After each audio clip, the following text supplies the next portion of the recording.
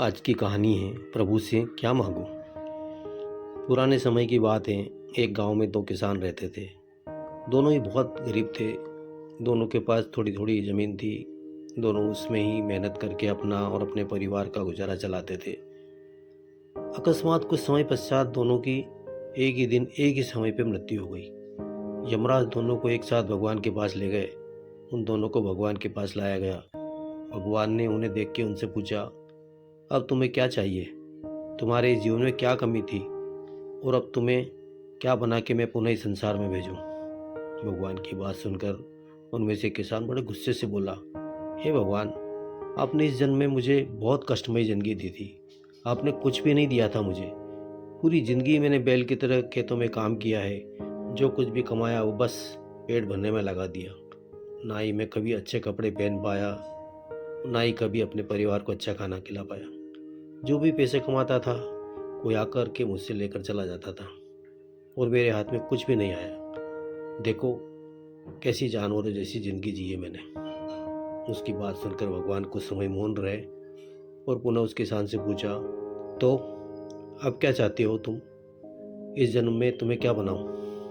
भगवान का प्रश्न सुनकर वो किसान पुनः बोला, भगवान, आप कुछ ऐसा कर दीजिए कि मुझे कभी किसी की को कुछ भी न देना पड़े। मुझे तो केवल बस चारों तरफ से पैसा ही पैसा मिले। अपनी बात कहकर वह किसान चुप हो गया। भगवान ने उसकी बात सुनी और कहा, तथास्तु, तुम अब जा सकते हो। मैं तुम्हें ऐसा ही जीवन दूंगा जैसा तुमने मुझसे मांगा है।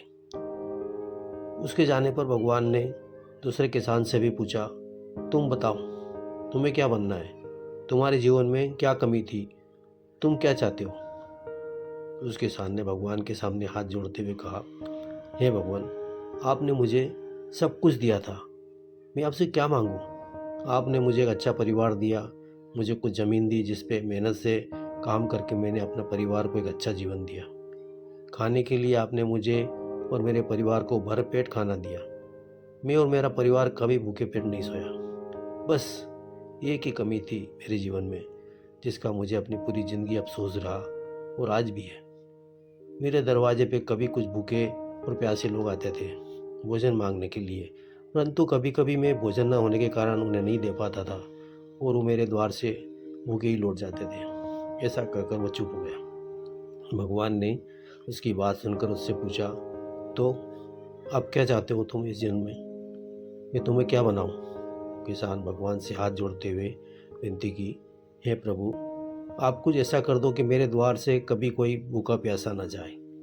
भगवान ने कहा, तथास्तु, तुम जाओ, तुम्हारे द्वार से कभी कोई भूखा प्यासा नहीं जाएगा। अब दोनों का पुनः उसी गांव में एक साथ जन्म हुआ। दोनों बड़े हुए। पहला व्यक्ति जिसने भगवान से कहा था कि उसे चारों तरफ से केवल धन मिले और मुझे कभी किसी को कुछ देना न पड़े, वो व्यक्ति उस गांव का सबसे बड़ा भिखारी बना।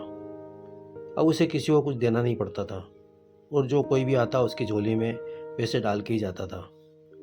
और दूसरा व्यक्ति जिसने भगवान से कहा था कि उसे कुछ नहीं चाहिए, केवल इतना हो जाए कि उसके द्वार से कभी कोई भूखा प्यासा न जाए, वो उस गांव का सबसे अमीर आदमी बना। उसने इससे सीख मिलती है, ईश्वर ने जो भी दिया है उसी में संतुष्ट होना बहुत ज़रूरी है। अक्सर देखा जाता है कि सभी लोगों को हमेशा दूसरों की चीज़ें ज़्यादा पसंद आती है और इसके चक्कर में वो अपना जीवन भी अच्छे से नहीं जी पाते। अच्छा जीवन जीना है तो अपनी सोच को अच्छा बनाइए, चीज़ों में कमियां मत निकालिए, बल्कि जो भगवान ने दिया उसका आनंद लीजिए और हमेशा दूसरों के प्रति सहयोग एवं सेवा भाव रखिए। सब कुछ इकट्ठा भी उन्हीं के पास होता है जो बांटना जानते हैं, वो चाहे भोजन हो, धन हो या मान सम्मान हो। जय जिनेंद्र। आपने ग्रुप के यूट्यूब चैनल को अभी तक सब्सक्राइब नहीं किया हो तो अवश्य कर लें ताकि आपको कहानियाँ नियमित मिलती रहे। जय जिनेंद्र।